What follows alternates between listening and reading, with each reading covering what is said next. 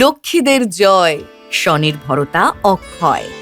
লক্ষ্মীর ভান্ডার ১৭০০ টাকা জমা হলো। ৫০০ টাকা বেড়ে এবার ১৫০০ পাবে, তপশিলি মা বোনেরা ১৭০০ পাবে।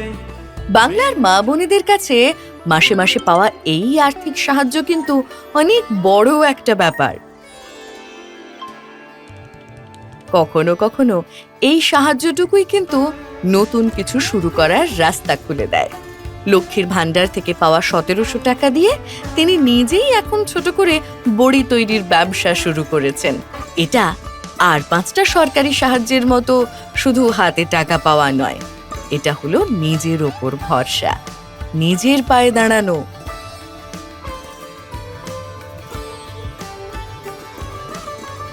দিদির ১০ প্রতিজ্ঞায় উন্নয়ন হবে আমার বাংলায়।